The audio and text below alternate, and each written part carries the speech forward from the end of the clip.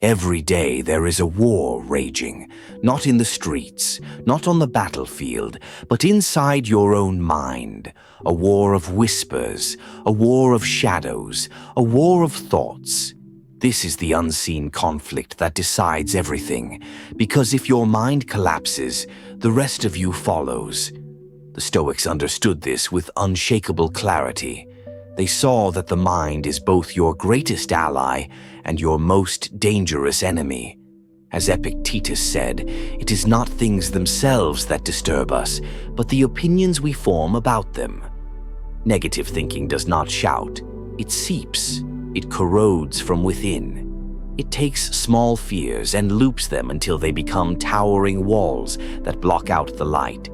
Your mind begins to predict disaster, replay old failures, and whisper that nothing will ever change. And slowly, you start to believe it.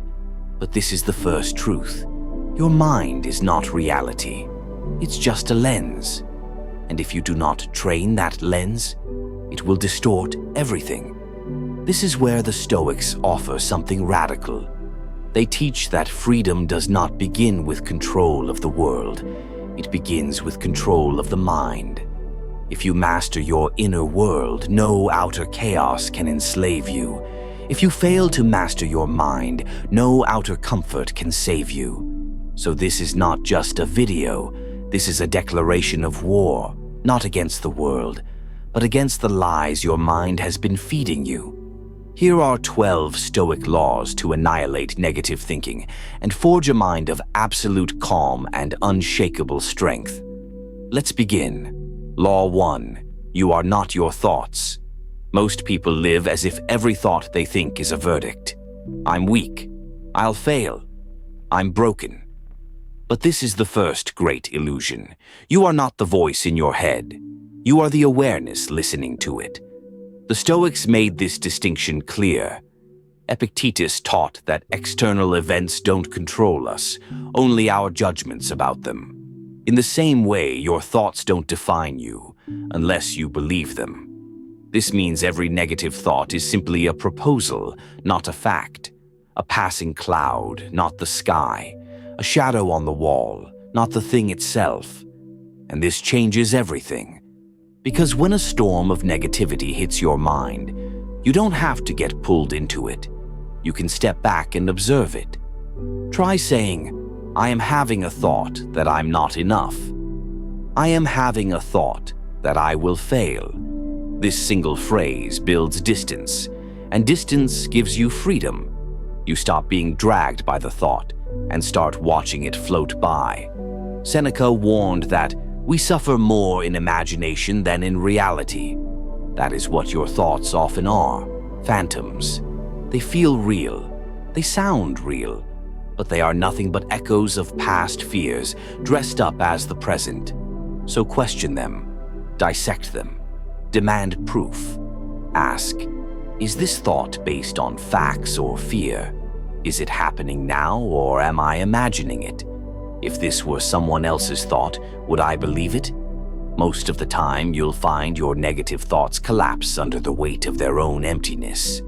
This is why the Stoics trained their minds like soldiers. They did not try to erase negative thoughts. They simply refused to obey them. Remember this, your thoughts are not commands. They are suggestions, and you get to choose which ones you accept. Law 2. Stop resisting what already is. Negative thinking feeds on resistance. It whispers, this shouldn't have happened. This isn't fair. This can't be real. And every time you agree, you hand your power away. The Stoics saw this clearly. Suffering multiplies when we refuse to accept reality as it is. Marcus Aurelius wrote, you have power over your mind, not outside events. Realize this, and you will find strength. This is not poetry. It's a survival code. Because every moment you spend arguing with what already happened is a moment you are absent from the present, the only place you have any power at all. Resistance does not heal. It chains you to the moment you hate. Acceptance is not surrender. It is reclaiming your energy from what is already done. Say this: it did happen. So now what? This is amor fati, the Stoic love of fate. Not the warm love of desire, but the fierce love of reality. It is the willingness to embrace life exactly as it comes, not as you wished it to be. You don't have to approve of what happened. You only have to stop pretending it didn't. The mind wants control, but control over the past is an illusion. It is gone, irretrievable, dead. To keep trying to fix the past is to stab yourself with the same blade again and again. So drop it, let the moment die, then stand up and face forward. Because once you stop resisting what is, you are free to change what will be. Law 3. Emotion is not command. Emotions are fast, wisdom is slow, and if you let the fast outrun the slow, you lose control of the whole ship. The Stoics knew this. They did not try to kill their emotions. They simply refused to be ruled by them. Marcus Aurelius warned, "Your mind will take the shape of what it continually dwells on. The soul becomes dyed with the color of its thoughts. So if you let your mind dwell on rage, fear, despair, those emotions will paint your entire inner world in their colors, and you will start to believe that is reality. But emotions are not reality. They are weather. They come, they go, they pass. The first flash of fear, anger, or shame is not truth. It is just a reaction, a spark from the nervous system, a ripple from old memories and instincts. You are not obligated to obey it. So when the storm hits, pause, step back, name it out loud. I feel anger. I feel fear. I feel shame. Naming breaks the spell. It pulls the emotion out of your bloodstream and holds it in your hand. And in your hand it is small. Epictetus taught that no man is free who is not master of himself. Mastery begins with this pause, because once you delay your reaction, you reclaim your command seat. Practical Stoic methods: breathe deeply for 30 seconds. Ask, will this matter 1 year from now? Imagine watching yourself from above, small in the vastness of the earth. This is called the view from above. It shrinks the drama, it shrinks the panic, it shrinks the ego. Emotions are powerful servants, but they are catastrophic masters. So treat them as signals, not orders. Listen to them, then decide. Because the moment you stop obeying your emotions, you become something the world cannot shake. Unmoved. Law 4. Question. Every story the mind tells, most of your suffering does not come from the world. It comes from the stories you wrap around it. The event itself is neutral. Your interpretation is the weapon. A friend doesn't return your message.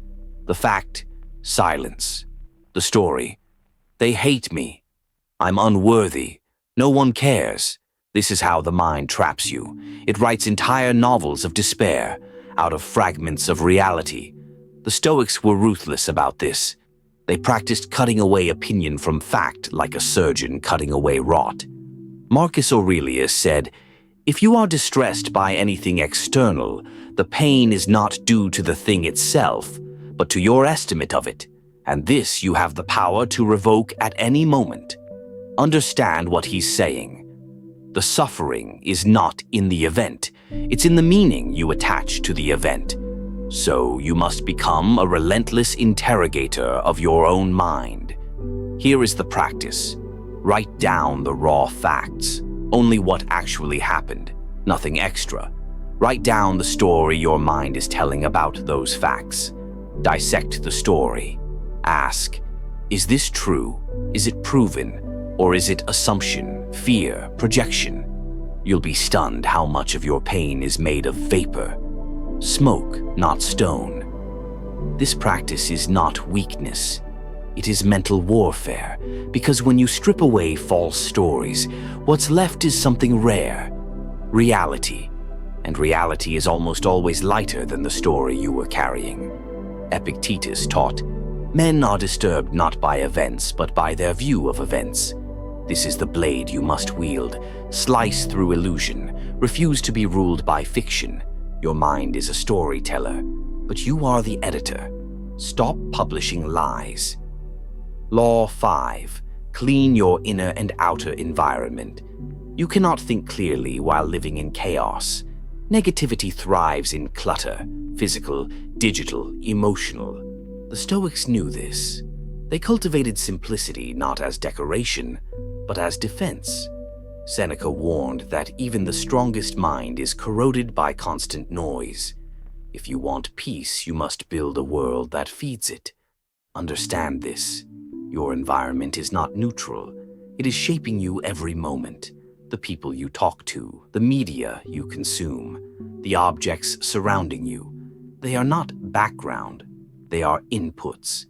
And those inputs become your thoughts. If your environment is chaotic, your mind will mirror it. So make your space a fortress. Clear the external clutter. Clean your room, your desk, your phone, your mind. Each act of order is an act of power. Cut the negative voices, the gossipers, the doom spreaders, the endless scroll of despair. You cannot build a strong mind while drowning in the weak noise of the crowd. Fill your world with fuel, not poison. Words that inspire, spaces that calm, people who sharpen you instead of drain you. Marcus wrote, "The soul becomes dyed with the color of its thoughts." Remember, your surroundings decide the colors available to your mind. Make them bright, make them clean, make them still. Because mental chaos is rarely born in the mind, it is imported from your environment. And you are the gatekeeper. Choose what gets in. Burn what must be burned. Seal the gates. Then, silence will return. And with silence comes strength. Law 6. Master. The discipline of focus. The modern world is designed to destroy your focus. It bombards you with noise, distraction, and endless stimulation. And every fragment of attention it steals is a piece of your peace. The Stoics saw attention as sacred. They believed the mind becomes whatever it continually dwells upon. Marcus Aurelius warned, "Your mind will be colored by the thoughts you choose to let in." Guard it well. Understand this. Negative thinking gains power when your mind is scattered. Because scattered attention amplifies fear. It spins tiny problems into towering crises. But focus shrinks fear. Focus brings you back to reality, to what is actually in front of you, not what your mind is imagining. Focus is how you retake command of your mental battlefield. Here is how the Stoics would do it. 1. Remove distractions by force. Silence your devices, close the tabs, cut the noise. Treat your attention as a sacred weapon, because it is. 2. Single task like a warrior. Do one thing, do it fully. Do it without splitting your mind into fragments. When your mind stays on one thing, it stops generating imaginary disasters about everything else. 3. Anchor in the present moment. Negative thinking thrives on time travel, replaying the past or fearing the future. So anchor yourself here. Use this Stoic grounding ritual. Name 3 things you see. Name 3 things you hear. Name 3 things you feel in your body. This brings your mind out of the storm and back to the ground beneath your feet. 4. Guard your mental energy like gold. Not every problem deserves your attention. Not every battle deserves your sword. Ask, is this within my control? If not, drop it. Epictetus taught, some things are within our control, others are not. Wisdom is knowing the difference. Negativity thrives when you fight battles that are not yours to fight. Withdraw. Redirect. Focus only on what is yours. This is not laziness, it is discipline. Because every time you focus, you reclaim power. And every time you scatter your focus, you give that power away. The world wants to divide your mind. The Stoic path is to unite it. One mind, one aim, unbreakable. Law 7. Build the fortress of inner stillness. Noise is poison, and the modern world is drowning in it. Your mind cannot stay calm if it is never still. And if you do not build a place of stillness inside yourself, you will be a prisoner of every storm. The Stoics guarded their stillness like treasure. They believed that silence was not emptiness, it was power gathering its strength. Marcus Aurelius wrote, "Nowhere can man find a quieter or more untroubled retreat than in his own soul." Understand this. If you do not create this inner retreat, the world will claim every inch of your mind. Negative thinking needs chaos to survive. It feeds on distraction, urgency, and overstimulation. It cannot live in stillness. Stillness is how you cut off its oxygen. This is not optional. It is essential. Stillness is not about sitting cross-legged or escaping to mountains. It is about creating an inner fortress, a mental stronghold where nothing enters without your permission. Here's how to build it. 1. Establish ritual silence. Carve out daily moments with no input, no noise, no screen, no speech. Even 10 minutes is enough. This is not wasted time. This is where your strength regenerates. 2. Guard the gates of your attention. Do not let the news cycle, the algorithm, or the chaos of other minds pour into you at all hours. Control when and how information enters. This is mental sovereignty. 3. Create order in your physical world. A cluttered space creates a cluttered mind. The Stoics kept their lives simple, not as fashion, but as a weapon. Order calms the nervous system and opens the door to inner silence. 4. Retreat into the present moment. Stillness lives here, not in the future, not in the past. Sink your mind into the sensation of breathing. Let the noise dissolve. Let your thoughts drift past like leaves on a river. Seneca said, "Nothing is more honorable than a mind at peace." Stillness is not escape. It is the command center of your life. It is where you can see clearly, choose wisely, and act without fear. The world will try to keep you spinning. Slow down, stop, stand still, and from that stillness, rule your mind. Law 8. Practice voluntary hardship to strengthen. The mind weakness is not born. It is trained through comfort, and strength is not born. It is forged through voluntary hardship. Negative thinking grows strongest in comfort, because comfort makes the mind soft, and soft minds shatter under pressure. The Stoics knew this. They practiced what Seneca called premeditatio malorum, the premeditation of adversity. They would deliberately expose themselves to discomfort to build mental armor.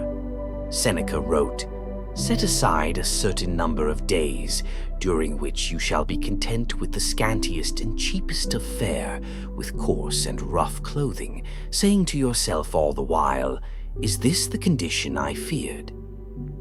This was not self-punishment. It was training. Because if you can stay calm when things are hard by choice, you will stay unshaken when things are hard by fate. Voluntary hardship is how you teach your mind that fear is lying to you, that you can endure more than it whispers, that you are far stronger than your comfort suggests. Here's how to train. 1. Embrace controlled discomfort. Cold showers, early mornings, fasting, silence, any challenge that is safe but uncomfortable. This teaches your mind, I do hard things. I survive. 2. Limit your luxuries. Do not depend on them. Rotate through periods of simplicity, plain food, simple clothes, minimal entertainment. This breaks attachment, the root of anxiety. 3. Face small fears. Intentionally speak when nervous. Do the task you've been avoiding. Walk towards small discomfort daily. Courage is a muscle. Use it, or lose it. 4. Rehearse the worst. Calmly ask, what if the worst happened? Could I endure it? Often you will realize, yes, you could, and the fear will dissolve. Marcus Aurelius said, ask yourself, is this beyond my strength? You will usually find it is not. Voluntary hardship creates a mind that does not shatter, a mind that stands when others break. Comfort breeds fear. Discomfort breeds freedom. Choose the path that sharpens you. Bleed a little in training so you do not bleed in battle. Law 9. Remember the smallness of all things. Negative thinking makes your world feel small, as if the problem before you is the entire universe, as if your current fear is permanent, cosmic, and unending. This is the lie of ego, and it collapses under a single Stoic practice, the view from above.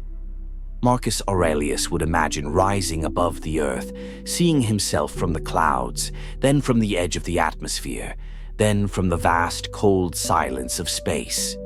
From there, even his greatest struggles became tiny motes of dust. He wrote, consider how ephemeral and mean all mortal things are. Yesterday a drop of semen, tomorrow a handful of ashes. Harsh words, and freeing words. Because when you see the smallness of all things, their power over you dies. Do this now. Imagine your current problem floating below you as you drift higher and higher above the earth. Soon it is the size of a coin, then a grain of sand, then nothing at all. Billions of people, trillions of stars, endless time. Your fear is a flicker. This is not nihilism. This is liberation. The Stoics did this not to devalue life, but to recalibrate perspective. Because fear thrives on magnification. It makes problems look cosmic. Zoom out, and they vanish. Epictetus taught that when you see things as they are, not as your emotions paint them, they lose their claws. So practice this often. Rise mentally above the world. See the brevity, see the smallness, see how quickly everything changes, passes, dissolves, and you will feel it. The grip of fear loosening, the weight of worry falling away, the silence of space clearing your mind. Your problem is not eternal, it is a ripple, and you are the ocean. Law 10. Embrace mortality to cut through fear.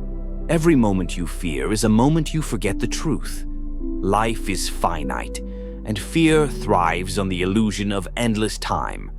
The Stoics called this memento mori, remembering death, not to depress the mind, but to ignite clarity, courage, and urgency. Marcus Aurelius wrote, do not act as if you have 1,000 years.